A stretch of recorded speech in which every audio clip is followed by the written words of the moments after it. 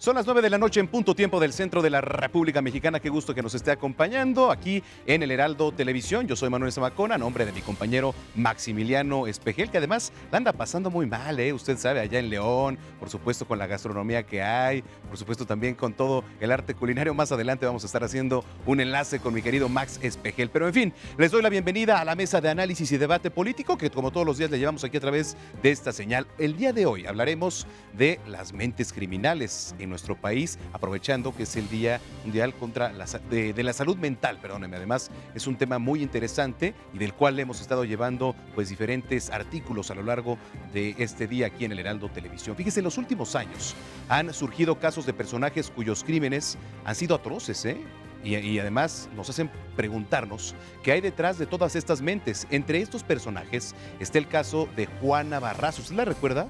La que le decían la Mataviejitas, quien actualmente se encuentra pagando una sentencia tras el asesinato de al menos 17 mujeres de la tercera edad. Juana Barraza fue detenida en el año 2006 y tras su detención, estas fueron partes de sus declaraciones.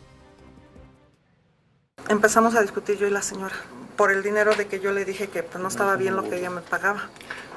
Ya fue cuando ella me empezó a soltar y la verdad sí, me mató. La forma como me agredió y eso, y sentí mucho coraje. Son gatas y todavía quieren ganar los dos. Cuando yo, la verdad, mejor sí, y agarré la liga, pero esas no las traía yo. La verdad, perdí la cabeza. Yo odiaba a las señoras porque mi mamá me maltrató, me pegaba y siempre me maldecía. Bueno, y otro caso conocido también es el de Joaquín El Chapo Guzmán, a quien se le atribuye un sinfín de delitos relacionados con el narcotráfico.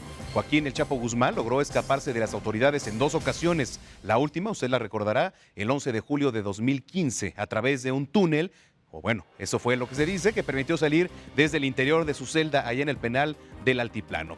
Fue recapturado el 8 de enero de 2016 en el municipio de Los Mochis, Sinaloa, y luego pues extraditado a Estados Unidos y condenado a cadena perpetua en lo que se le conoció como el juicio del siglo. Aquí vamos a recordar parte de los momentos más importantes de esta detención. El día de hoy, las fuerzas federales lograron la captura de Joaquín Guzmán Loera, el prófugo más buscado del mundo, y Jorge Iván Gastelum, demostrando una vez más que no existe delincuente que esté fuera del alcance del Estado mexicano. Con esta operación son 98 de 122 delincuentes más buscados que ya no representan una amenaza para la sociedad mexicana. Criminales que durante años han venido lastimando al país. Hoy nos preguntamos qué sucedió en la mente de estas personas y qué los llevó a cometer dichos crímenes. Todo esto en el marco del Día Mundial de la Salud Mental, que hoy se conmemora, ya le decía, y en donde la Organización de las Naciones Unidas ha hecho un llamado a los gobiernos a destinar mayor inversión en este rubro, y esto fue parte del mensaje. Mental health has been neglected for too long. It concerns us all, and greater action is urgent. We need stronger investments in services, and we must not allow stigma to push people away from the assistance they need. I'm speaking my mind because I care deeply. There is no health without mental health. Bien, pues muchas gracias. Gracias por acompañarnos en esta noche de jueves ya, jueves 10 de octubre del año 2019. Le doy la más cordial de las bienvenidas aquí en el estudio para comenzar esta mesa de análisis al maestro Martín Gabriel Barrón. Él es investigador del Instituto Nacional de Ciencias Penales. Bienvenido, maestro. Qué gusto tenerlo por acá. Gracias, muy amable. Y por acá tenemos a Jaime Velázquez, maestro en criminología. Maestro, qué gusto tenerlo por acá. Buenas noches, igualmente. Bueno, pues ya pusimos un poco de contexto de lo que vamos a abordar, por supuesto, en esta noche, y temas muy interesantes que tienen que ver con las mentes criminales, ¿no? ¿Por dónde empezar y cómo ver a través de los ojos de un criminal? ¿Por dónde empezaría usted, maestro? Antes que nada, buenas noches, gracias por la invitación. Lo que hay que voltear a ver, a mi consideración, y los estudios que se han realizado, aquí podemos hablar de una criminogénesis y una criminodinámica. La criminogénesis, hablar de criminogénesis es la explicación o los estudios realizados respecto a todos aquellos factores que pueden influir en un momento dado para que una persona en un momento dado de su vida llegue a delinquir.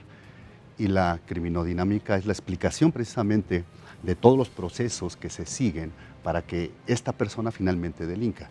En el caso de asesinos como los que están mencionando, en el caso de Juana Barraza, tuvo una vida difícil desde la infancia, con madre, con abuela, que la hizo precisamente esta y otra serie de factores proclive al delito.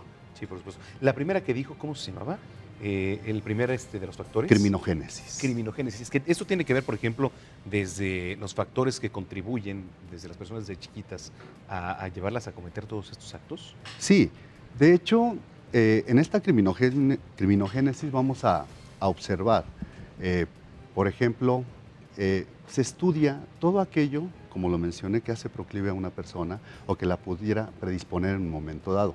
Ejemplo, si a un pequeño sufre violencia intrafamiliar, si tiene una vida ardua desde pequeño, es maltratado, se le genera un sentido de inseguridad, Claro. Hay una mala vinculación familiar, social, con amigos, esto lo hace proclive al delito, ¿no? Entonces estamos hablando que después del proceso de, conforme va avanzando su edad, estamos hablando que estos factores pueden irse agravando, estos factores pueden ir detallando su vida delictiva, ¿no? En un futuro. Sí, por supuesto. Maestro Martín Gabriel Barrón, investigador del Instituto Nacional de Ciencias Penales, también ¿por dónde comenzaríamos ahora que tienen que ver todo con la salud mental en este día en específico?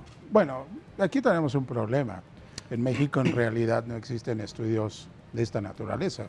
Si tú empiezas a revisar los delincuentes que están en prisión, lo que se hace en prisión con las personas privadas de la libertad, no, es que se hacen unos diagnósticos criminológicos de formato. Es un formato de 4 hojas. E igual están los formatos de psicología, de trabajo social, de pedagogía. Y muchas de las ocasiones los criminólogos ni siquiera ven al interno.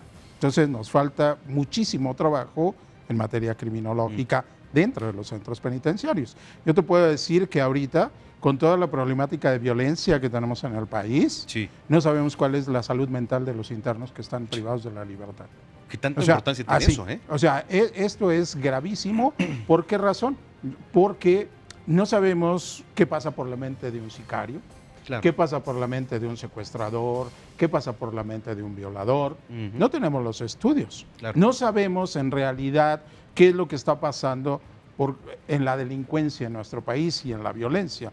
Y precisamente tiene que ver con estos estudios de salud mental. Incluso, por ejemplo, hoy en día, algo que ha ido ganando, digamos, terreno desde el punto de vista de las ciencias que estudian el comportamiento delictivo, nosotros tenemos la neuropsicología, ¿no? Entonces, hoy en día esta disciplina ha ido ganando terreno a nivel internacional, sobre todo en los países de habla sajona, es donde más se estudia esto. En México, inclusive, hay una escala que diseñó el doctor Robert Hare, ¿no? Y esa escala, que es la Psychopathic Checklist, ¿no? Que es una escala para medir psicopatía, ni siquiera se utiliza. Mucha gente dentro del sistema penitenciario ni siquiera la conoce.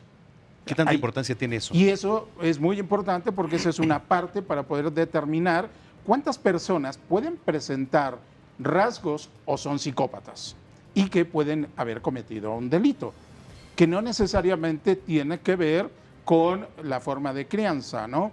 Por ejemplo, en el caso de Juana Barraza, lo que determinó, por ejemplo, la doctora Feggy Ostrowski ya después en prisión, fue que Juana tiene una lesión en la amígdala cerebral. Y eso es importante porque es una lesión a nivel biológico que no se produce necesariamente por alguna cuestión hereditaria, sino que puede haberse adquirido. Por ejemplo, hay algo que se le conoce como el síndrome del niño zarandeado, es decir, los padres de familia, para callar a su hijo, muchas de las ocasiones lo agitan y obviamente el cerebro rebota y eso provoca que haya desconexiones a nivel cerebral. Pero digamos, esto podría influir desde que de chiquitos pudieron haber tenido afectaciones, ¿no? Sí, Porque esto claro. biológico que le detectaron, por ejemplo, en el cerebro, ¿se relaciona quizá con cosas emocionales también desde pequeña? Por ejemplo, ella en la pequeña nota que ustedes pasaron, ella dice perdí la cabeza. hay una conexión entre la amígdala cerebral y los lóbulos frontales. Eso es lo que está determinado por estos estudios que ha hecho el doctor Robert Herr y otros especialistas, ¿no? Entonces, por eso es muy importante conocer esto. No estoy diciendo que va a ser la solución, pero al menos tenemos que conocer. A la fecha, yo, por ejemplo, con autoridades penitenciarias les digo, dime cuáles son las características de los delincuentes que tienes en prisión por homicidio. Y nadie te puede decir nada. O sea, hay generalidades, ¿no? Pero, a ver, ¿cuántos presentan psicopatía? ¿Cuántos presentan algún otros trastornos? Por ejemplo, lo más común que pasa con los psicólogos es que te van a decir que la inmensa mayoría, el 80-90% de personas privadas de la libertad van a presentar trastorno antisocial de la personalidad. Y eso hasta ahí me deja a mí exactamente igual. ¿Y qué hacemos? Porque viene el otro problema. Un psicólogo, ¿a cuántas personas puede atender dentro del sistema penitenciario, dentro de una prisión? Sí, por supuesto. Entonces, es todavía más problemático. Ahora, estos casos son individuales, pero yo también recuerdo casos muy recientes ahora, como el de los monstruos de Ecatepec, ¿no? Que, bueno, pues asesinaban a sus víctimas. ¿Y cómo estamos, Jaime, en materia de criminología aquí en México? Es escasa, como lo dice el maestro Barrón. Tenemos un cúmulo de criminólogos haciendo estudios criminológicos, valoraciones en el ámbito penitenciario, desde un estudio de personalidad, para una clasificación, para saber exactamente dónde poner a un recluso, derivado del tipo de delito que cometió, derivado de si es de cuestión de etnia, alguna preferencia sexual, adulto mayor, etcétera, etcétera. Desde ahí no hay una correcta división y es labor del criminólogo en muchas de las ocasiones realizar precisamente esta clasificación.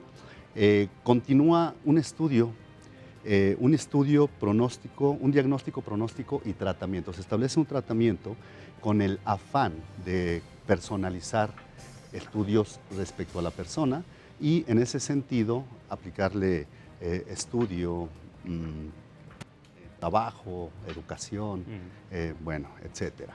Y finalmente hay una valoración final que también la hace el criminólogo.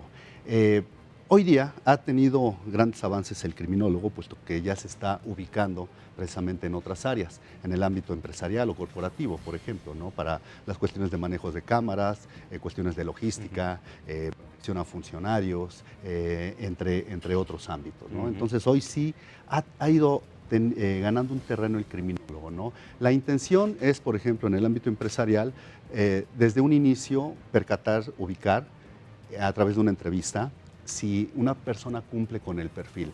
Son actividades que normalmente las han venido haciendo un psicólogo, trabajador social, hasta abogados, ¿no? En ese tenor u orden de ideas, el criminólogo cuenta con una gama de conocimientos que le permiten ver lo psicológico, lo jurídico, lo social, que es sumamente importante.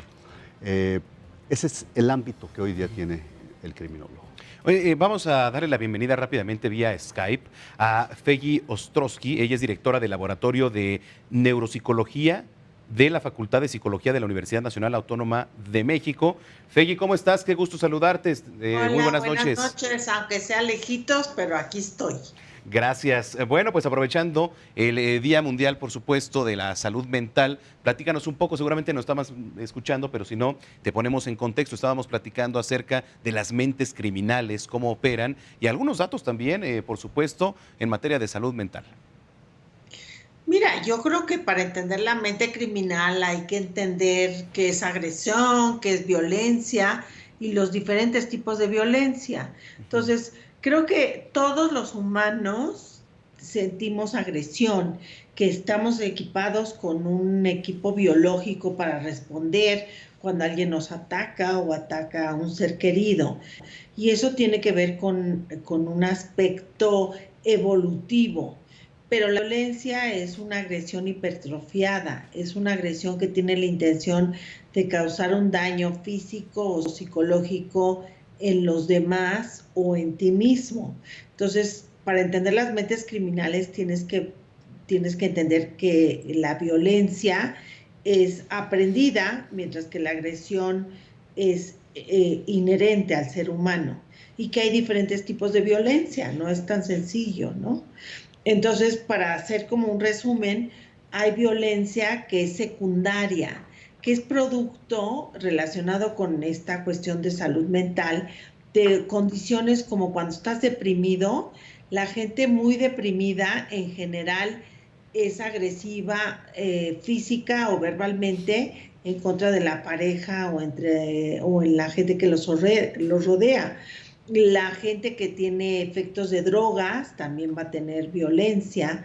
La gente que tiene personalidades limítrofes, también estas personas que aman un día o odian al día siguiente. Pero esa es violencia secundaria. Esa se puede tratar desde el punto de vista de la psiquiatría y de la psicología. Pero hay violencia primaria, y la violencia primaria, que es lo que nos fascina ahorita con las películas del Guasón, Sí. o con todas las series que estamos viendo, esa es violencia primaria, y esa es la que nos fascina, nos asusta y nos atrae. Ahora, Fegui, estabas hablando y qué bueno que pusiste en contexto, por ejemplo, esta película del Guasón, pero vamos a hablar de otras, ¿no? A lo mejor de, no sé, no recuerdo, no se me viene una a la mente en este momento, pero por ejemplo, donde se está viviendo con la pareja que de día es completamente normal, que lleva a los hijos a la escuela, que vive perfectamente con su esposa, pero que de noche pues se dedica a matar a personas, ¿no? ¿Cómo podríamos identificar a alguien que esté viviendo con nosotros? ¿Hay alguna característica para identificarlo? Bueno, mira, hay varias características y creo que por eso la psiquiatría y la psicología tienen herramientas muy poderosas. Actualmente estás hablando de alguien que tiene esta cuestión de una doble personalidad, como Así la es. psicopatía. La psicopatía es un trastorno de personalidad. No son gente que escuchan voces, que tiene esquizofrenia y que te dice vamos a salvar a la humanidad. La psicopatía es un trastorno primario, y entonces puedes tener estas dobles, que no tienes que irte a las películas, podemos hablar. Yo, por ejemplo, tuve la oportunidad de examinar a Juana Barraza Samperio, la mataviejitas, que mató a 16 mujeres de la tercera edad con intento de homicidio en otras 2, pero tenía una doble vida, porque ella era, sus hijos decían que era una buena mamá, ¿no? Y le llevaba mariachis a una vecina que estaba a unas cuadras de su casa el Día de las Madres. Y eso pasa también con, por ejemplo, John Gracie, que es un asesino que mató a una gran cantidad de jóvenes, que los violaba, pero era payaso en los hospitales para entretenerlos cuando estaban enfermos. Entonces creo que si va más allá de nada más estudiar, tienes que entender cuál es la psicología y la psiquiatría y de dónde viene, no es nada más una receta de cocina. Claro. Se desarrollan estas personalidades. Híjole, qué interesante lo que nos platicas, a ver si un poco más adelante podemos hacer otro enlace contigo, Fegui, para que estés en comunicación y abordar otros temas. Mientras tanto, te agradezco mucho que hayas participado en esta mesa. Al contrario, buenas noches. Muy buenas noches, Fegui Ostrowski, directora del Laboratorio de Neuropsicología y Psicofisiología de la Facultad de Psicología de la Universidad Nacional Autónoma de México. Bueno, pues interesante. Y hablábamos también ahora de lo que hacen las parejas, ¿no? Hablamos de los monstruos de Ecatepec, un tema más reciente que también fue atroz. Sí, pero mira, por ejemplo, lo que hay que entender es que cuando uno trabaja, por ejemplo, con este tipo de delincuentes, que fue mi caso, yo trabajé también en el caso de Juana, pero hay que ver en qué fase lo haces. Por ejemplo, Fegui lo hizo ya estando en prisión, ya estando detenida, ¿no? Yo lo hice durante la investigación y es completamente distinto a lo que tú ves. ¿Por qué? Porque a mí me tocó estar en suerte dentro de la Procuraduría de Justicia en aquel momento del Distrito Federal, ¿no? Y participar en la investigación del delito, ¿no? Entonces es muy distinto conocer los casos, cómo se van desarrollando y cómo se van investigando. Y obviamente la investigación a nosotros nos decía que no se trataba de un hombre, ¿no? Porque siempre se asumió que era un hombre disfrazado de mujer, sino que era una mujer, ¿no? Entonces, porque había múltiples indicios.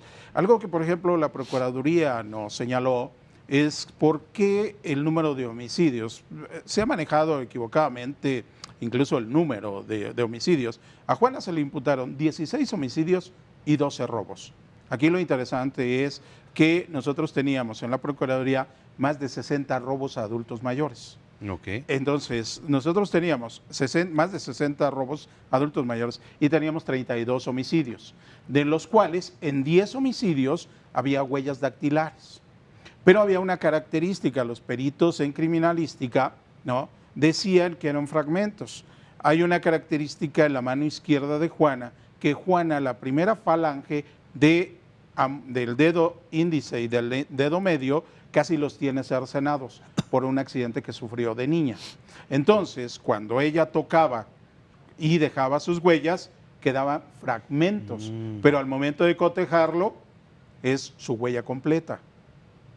¿Sí? Entonces, obviamente, se unieron otra serie de homicidios. Nosotros teníamos 10, la Procuraduría logró después otros 6 acreditarlos con las huellas dactilares. De Juana. De Juana, ¿no? Por esta característica única que tienen los dedos de Juana Barraza, ¿no? Entonces, es muy distinto que tú trabajes la investigación del delito a que la entrevistes en reclusión, porque los delincuentes cambian su versión de un momento a otro. Buscan, obviamente, salir del problema en el cual se encuentran, ¿no? Tú puedes ver en el video que ustedes presentaron ahorita una mujer aparentemente arrepentida, ¿no?, diciendo sí en un arranque de ira, etcétera, etcétera, maté a la señora. Pero, por ejemplo, ya en las entrevistas, y que incluso está publicado en un libro que yo realicé y que me permitió a la Procuraduría poder decir cómo habíamos investigado y qué era lo que se presentaba, ¿no? En ese caso, por ejemplo, hay una pregunta fundamental que yo le hice a Juana. Señora, ¿cómo mataba a sus víctimas? ¿Con qué las mataba? Y ella contesta con una media, con una mascada, con un cable, etcétera. Me dio 5 tipos distintos que coincidían con los elementos que nosotros teníamos en los cuerpos de las víctimas. Eso es importante. Y la otra pregunta dentro de la entrevista que yo le hice fue, señora, ¿por qué no mataba después de las 2:30 de la tarde? Y coincide con la respuesta que dio Fegui Ostrowski. Porque Juana, después de las 2 de la tarde, iba por sus hijos a la escuela. ¿Sí? Era una buena madre. O sea, eso es lo que falta dentro de la investigación, ¿no? O sea, yo teniendo a Juana Barraza enfrente y a mi lado, conversando, porque nos la pasamos preguntándole a Juana desde el miércoles que fue detenida, ella fue detenida un día miércoles, presentada en la Procuraduría alrededor de las 4 de la tarde, y hasta el día siguiente, a las 8:30 de la noche, nosotros dejamos de preguntarle. Es decir, trabajamos con ella casi más de 24 horas seguidas. O sea, no descansaron. O sea, porque lo que hicimos fue que el equipo que teníamos le fue preguntando distintas cosas, distintos aspectos de su vida personal, de la parte delictiva, etcétera, etcétera. Y entonces pudimos recrear parte de esa historia de vida de esta mujer, ¿no? Y obviamente también lo que descubrimos pues es que es una mujer sumamente manipuladora, es decir, ella manipula la información de tal manera que se presenta como una víctima. Inclusive hay personas, ¿no?, que le creen que ella solo cometió el último homicidio. Ese también es un rasgo de lo que dijo Fegui Ostrowski, que es psicopatía. Oye, qué interesante caso, ahorita vamos a volver a retomarlo. Jaime, ¿algún caso tú también que recuerdes en particular que te ha impactado? Pues de hecho, continuando con lo que dice el maestro Barrón, sí, por favor. de igual manera me tocó participar en el asunto de Juana Barraza.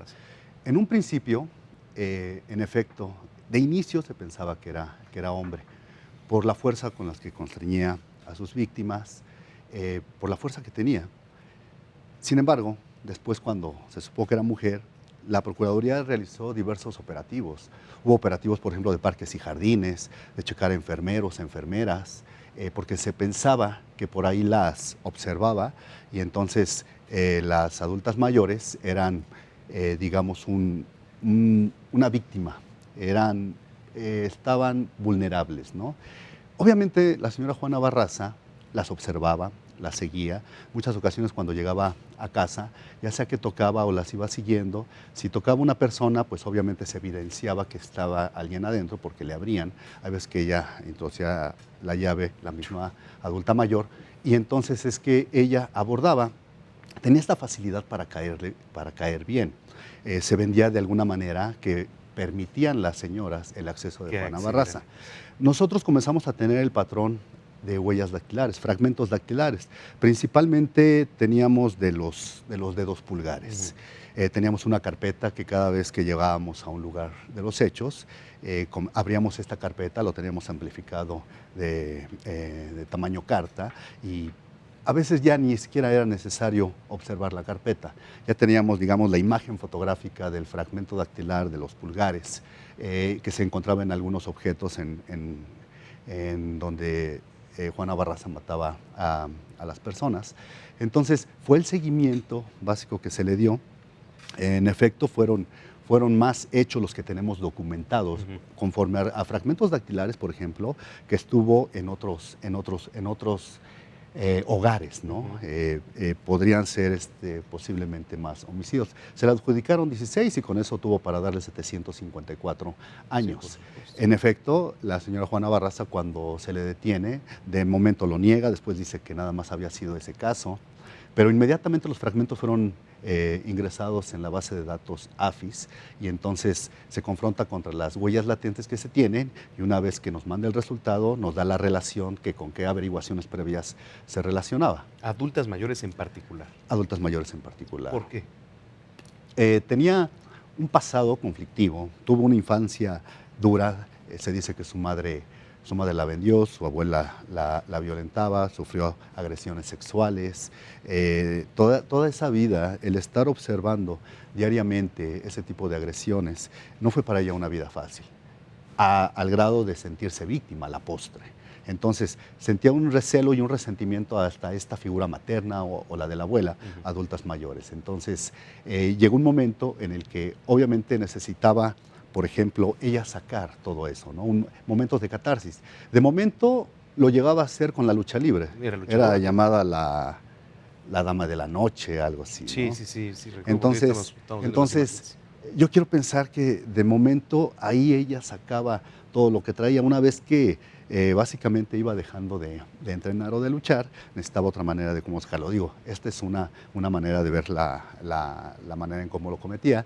Y entonces comenzó a elegir, comenzó la elección de las víctimas, ubicó a la figura materna, a la figura de la abuela, y entonces es cuando llevó a cabo, seleccionó y comenzó con estos homicidios. La manera más fácil era abordar, como ya lo mencioné, a estas víctimas, y una vez que lo hacía, cuando tenía la posibilidad, pues en efecto agarraba el cordón de la cortina, un cable de la plancha, medias, vendas, utilizaba lo que podía. Cuando de pronto la víctima oponía mucha resistencia, comenzaba a agarrar algún objeto contundente y le pegaba en la cabeza. De hecho, así fue la última víctima que se encontró. Como te comento, me tocó participar haciendo el rastreo de fragmentos dactilares en el lugar y, en efecto, a esta víctima la violentó en ese sentido. Híjole, qué interesante lo que nos están platicando. Recuerde que estamos en el 151 de Easy, 161 de Sky y todas las plataformas digitales de Heraldo Media Group. Estamos platicando con Jaime Velázquez, él es maestro en criminología, y el maestro Martín Gabriel Barrón, él es investigador del Instituto Nacional de Ciencias Penales. Bueno, ya para darle un cierre, digamos, a este tema de Juana Barraza, que además, bueno, sí me gustaría retomarlo un poquito regresando a corte, porque la verdad es que es muy interesante, siempre es interesante conocer cómo se investigan estos casos, el llegar hasta las pues razones o motivos que los llevan a hacer este tipo de cosas. Hoy en específico, que es el Día Mundial de la Salud Mental. Me decías que no es lo mismo en el proceso antes y el después, como lo hizo Fegui, ¿no? Sí, entonces, o sea, porque obviamente el delincuente, cuando tú lo tienes, ¿no?, enfrente, y cuando trabajas con él, él tiene obviamente una intención que es buscar salir del problema de la mejor manera posible, ¿sí? Pero cuando está en encierro, inmediatamente que llega, cambia su discurso. O sea, uno puede ver, digamos, a mí me ha tocado tener casos en los cuales me tocó investigar, darle seguimiento y después entrevistarlo en la prisión. Y ves el cambio, a pesar de que eres la misma persona que lo entrevistó Sí. cuando fue detenido por algún delito, no es lo mismo cuando lo ves dentro de la prisión, porque ya la gente que está a su alrededor le empieza a asesorar, le empieza a decir qué es lo que tiene que decir, cómo tiene que defenderse, etcétera, Abogados, etcétera. etcétera. Abogados o sus propios compañeros, ¿no? Porque aquí muchos de los compañeros, digamos, de prisión, lo que hacen es darles información, tienes que hacer esto, tienes que contestar esto, en esto no, etcétera, etcétera. Hay una serie de elementos ahí que se manejan. Cuando se investiga es completamente distinto, ¿no? ¿Por qué razón? Porque en el caso, por ejemplo, nosotros en la unidad donde yo estaba asignado, ¿no? Nos tocaba concentrar toda la información. Por eso teníamos robos y teníamos homicidio. Inclusive entrevistamos a una señora de nombre Araceli, en la cual esta mujer había sido cómplice de Juana durante años porque Juana tenía un problema. Juana es analfabeta, ¿no? Juana no sabía leer y escribir. Entonces, esta mujer, Araceli, se convirtió en la persona que le ayudaba aparentemente a fingir el llenado de, digamos, formatos de algunas cosas que Juana les pedía, ¿no?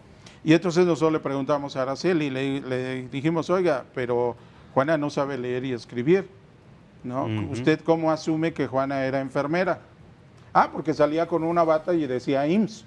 No, pero ¿y eso qué? O sea, Juana no sabe leer y escribir. E incluso Juana es muy hábil porque por allá, antes del año 2000, incluso en algún programa de televisión, logró acusar a 2 policías judiciales que la detuvieron por un robo precisamente a una adulta mayor. La detuvieron y logró, ya que había un programa que daba seguimiento a los policías, ¿no? Y entonces Juana logró que a esos 2 policías se les imputara un delito por aparentemente soborno. Ella los acusa de que le estaban pidiendo dinero para dejarlas en libertad.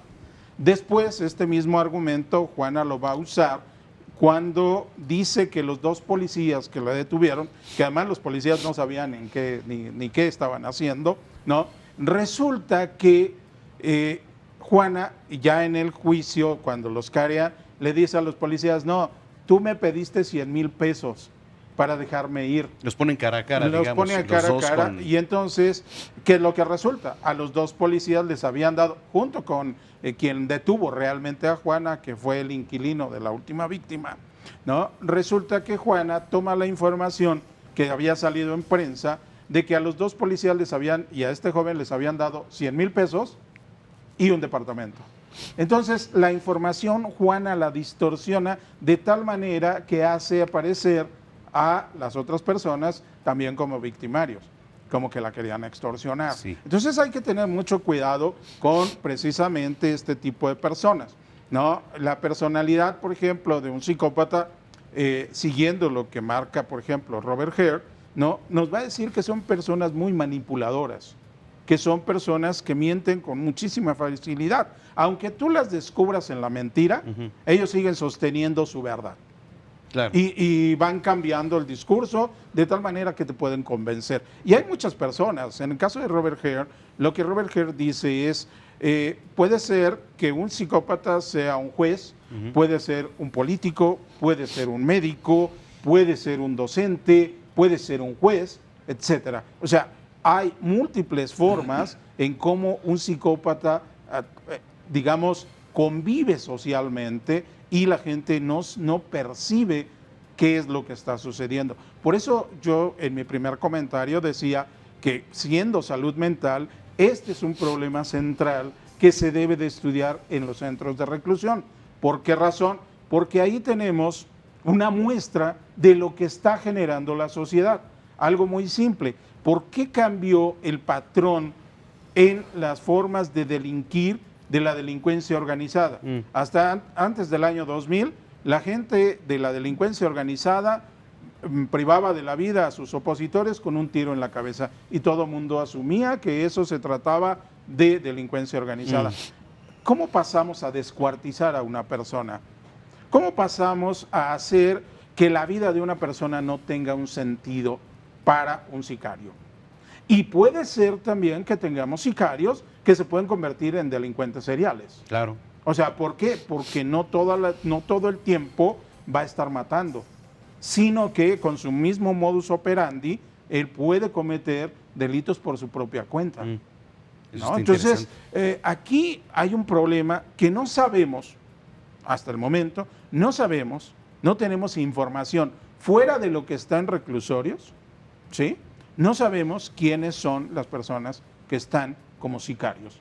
Es decir, hay unas valoraciones, sé que existen esas valoraciones, pero publicadas o que sea del mundo académico, no existe. Por ejemplo, en Estados Unidos, ¿por qué sabemos de los casos que empezó a trabajar desde la década de los 70 el FBI? Porque los empezaron a publicar. Los propios agentes del FBI empezaron a publicar sus casos. En México no tenemos eso, porque se maneja algo que se llama discrecionalidad. Es decir, que si yo trabajo un caso, no puedo dar información sobre el caso. En particular, ¿por qué publiqué el libro? Porque el procurador en aquel momento, el maestro Bernardo Batis, me autorizó a poder hacer el libro. Y el libro pasó un proceso de revisión por parte de los asesores del procurador. Una vez que dijeron, está bien, fue como se publicó el libro. Y por eso tardó casi un año en salir el libro. Porque no es tan fácil que en México acepten publicar una investigación que se realizó en un caso tan simbólico como fue el de Juana. Ahora imagínate el caso de Joaquín Guzmán Loera, que ustedes lo ponían ahí, el caso de los sicarios, el caso de Santiago Mesa, el llamado Pozolero. ¿Cuántos más hay? Ahorita vamos a regresar a platicar de esto, un tema muy interesante también que te quiero preguntar, Jaime, pero antes vamos a hacer una pausa. Recuerdo, esta es la mesa de análisis, estamos hablando de las mentes criminales hoy en el Día Internacional de la Salud Mental. Pausa y volvemos. Gracias por continuar con nosotros aquí en esta mesa de análisis. Antes de continuar, por supuesto, hablando de las mentes criminales, vamos a hacer un enlace con el titular de este espacio, con Maximiliano Espejel, hasta León, Guanajuato, en el marco del Hannover Fest, que además está muy interesante. Ya me lo platicabas hoy en Noticias México. Mi estimado Maximiliano, ¿cómo estás? Qué gusto saludarte. Buenas noches. Bueno, amigos del Heraldo, llegamos al final de la Hannover Más desde la ciudad de León, Guanajuato. Tuvimos verdaderas pues expectativas al principio cuando llegamos, pero la verdad es que creo que se superaron y creo que por mucho. Es una exposición que además da un referente de lo que como México, como potencial industrial y comercial podemos lograr en muy poco tiempo. ¿Qué opinas? ¿Cuál fue tu punto de vista y lo que más te llamó la atención, Angie? México hace un año justamente fue país invitado en Hannover, Alemania, en esta feria. México hizo un gran papel porque, bueno, se abrió las puertas, vieron que nosotros teníamos Industria 4.0, que estábamos en el camino de esta política industrial, y hoy en esta feria te puedo decir que México hizo un gran papel. Guanajuato creo que se preparó bastante bien el gobierno y también todas las empresas que están viniendo y que se están interesando. Ayer veíamos muchos adolescentes, jóvenes, también de media superior y superior, pero hoy vemos empresarios. Hoy estuvimos dando recorridos en donde los empresarios ya están haciendo reuniones de negocios justamente para concretar, pues bueno, soluciones que les ayude a mejorar la productividad en sus empresas. Totalmente, el desarrollo tecnológico e industrial no se podría contemplar de la mano con un país como el nuestro que tiene que salir de ese estado de emergencia, se le puede decir así, y empezar a dar pasos agigantados para dejar de ser un país en vías de desarrollo y ser un país, por lo menos América Latina, ya posicionado industrial y comercialmente de manera importante. Así que esta es la primera edición de Hannover Messe y seguramente después, en los años consecutivos, vamos a tener muchísimo más crecimiento. Así que los esperamos el próximo año. La verdad es que nos la pasamos muy bien. Muchísimas gracias al Heraldo Televisión y los dejamos también con muchísimas otras cosas que tienen la programación y que además, por supuesto, seguramente ustedes van a disfrutar. Si ustedes lo piden, estaremos el próximo año del 7 al 9 de octubre. Así es. Muchísimas gracias y nos vemos en la próxima edición.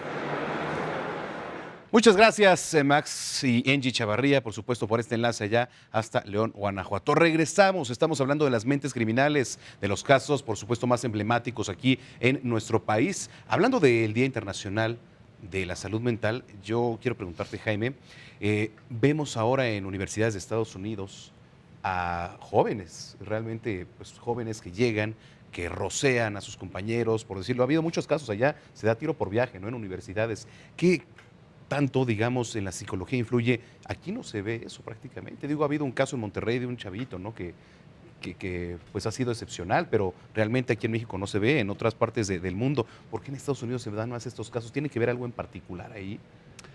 Bueno, por un lado, considero que el acceso a las armas, tan fácil que pueden tener, de cualquier estatus social, sí, prácticamente cualquier edad. Se dice que en Estados Unidos 6 de cada 10 tienen un arma. Entonces es muy factible tener acceso a ellas de inicio. Posterior a, vamos a hablar de una persona, obviamente que desde su infancia posiblemente trae algunos rasgos que lo hacen proclive al delito. Si nosotros observamos la sociedad estadounidense, podemos observar que hay una serie de rasgos distintivos que marcan a cierta edad, a ciertos grupos, combinado con la escuela, la falta de comunicación, la falta de la problemática de cada uno de ellos para desarrollarse en ese ámbito, posiblemente una familia disfuncional. Esto ha permeado en este tipo de chicos. Entonces aquí, por ejemplo, podríamos hablar de unas cuestiones predisponentes, ¿no? El sujeto es predisponente a, pero no por eso es que va a llegar y va a agarrar un arma y va a matar a las personas, ¿no? Sí. Pero después concurren otra serie de factores preparantes y finalmente desencadenantes. Por ejemplo, una persona que sufre violencia en la escuela, llamado bullying, que normalmente es atacado, que se le dice por los apodos o su constitución física, pues esto va generando en la persona rencores, odio, coraje, que a la postre falta algún detonante para que precisamente este chico opte por agarrar un arma y dispararle a varias personas. Sí, por supuesto, vienen ahí diversos factores, ¿no?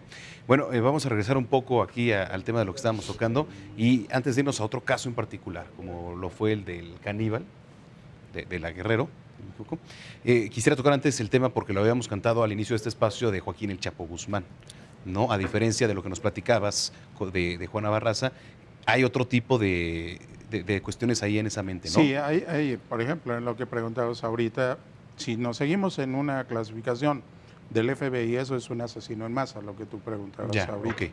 Ese asesino en masa presenta toda una serie de características y una característica fundamental es que en el acto que va a cometer ese sujeto va a morir, ¿no? A manos de la policía o por su propia mano, ¿no?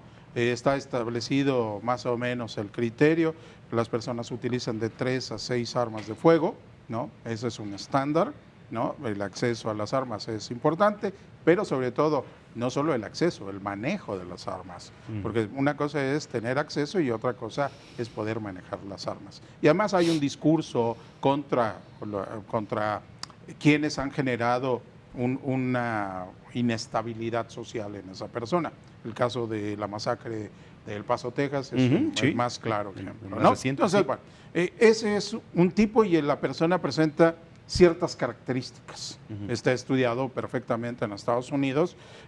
Todo, incluso hay una subclasificación que se llama mass shooting, ¿no? Tiradores en masa, ¿no? Y esto entra dentro de los asesinos en masa, que se van a diferenciar, por ejemplo, de los asesinos múltiples. Tú me preguntas, por ejemplo, de Joaquín Guzmán Loera. Joaquín Guzmán Loera podría entrar en una categoría, por ejemplo, de un asesino múltiple. Es decir, es un asesino que va matando a lo largo de su vida, puede haber matado a N cantidad de personas. Pero aquí, ¿cuál es el objetivo? Obviamente el objetivo es eliminar a aquellas personas que son mis rivales dentro del negocio. Entonces eso tiene otras connotaciones, pero también hay habrá aspectos de carácter psicológico que tendrán que influir para una cierta actitud frente a matar a otra persona. El problema que estamos teniendo, por ejemplo, en los asesinos en masa, pues es que hoy tenemos adolescentes de 14 años con más de 5 o 6 homicidios, ¿no? Entonces, y este chico que puede empezar a los 14 años a los 19 probablemente ya está muerto, pero son otras condiciones que lo llevaron a cometer homicidios. Entonces, por eso es muy importante saber a qué nos estamos enfrentando, a quiénes son las personas que están cometiendo estos actos. Es diferente cuestionar a alguien de las características como Juana Barraza y a alguien de las características Claro. como Joaquín Guzmán. Por supuesto, que No, no tiene nada que no ver. tiene nada que ver. Nada que ver, Nada que porque, ver. por ejemplo, en el caso, por ejemplo, de Joaquín Guzmán Loera, yo siempre lo dije, a mí me hubiera gustado y me hubiera interesado poder entrevistarlo, Claro. más allá de quién era como la parte delictiva, sino saber quién era como persona. Porque si tú lo ves, era un buen padre, Ujú. tuvo varias mujeres, etcétera, etcétera. Los hijos hablan muy bien de él, familiares, etcétera, etcétera. Entonces, hay que conocer quién es la persona, ¿no?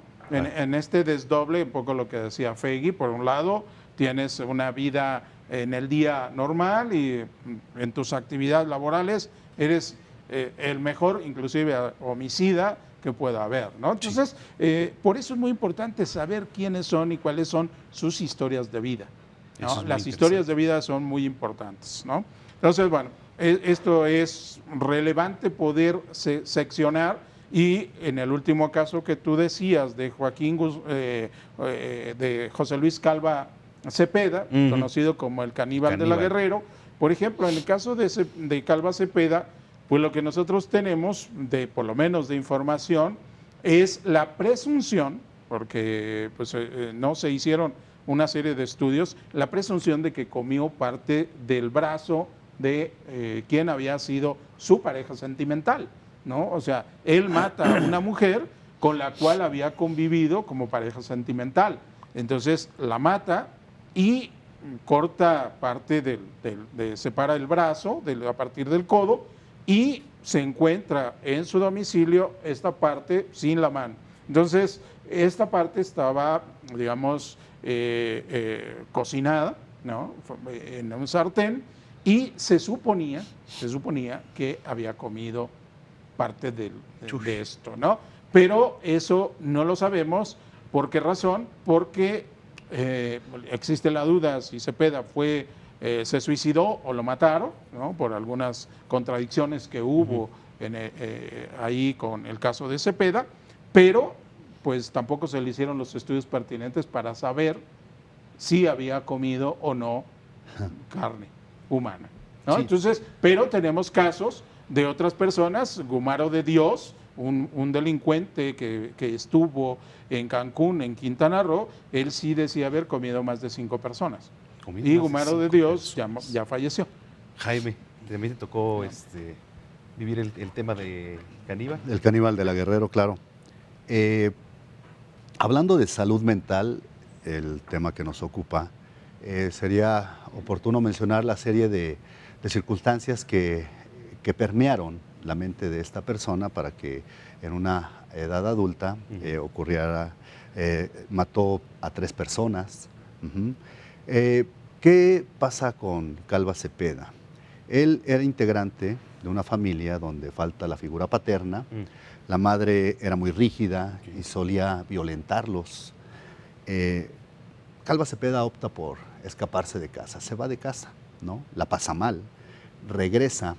Se va de casa porque cuenta una de las historias que por haber roto una figura, la madre lo deja dormir en el patio.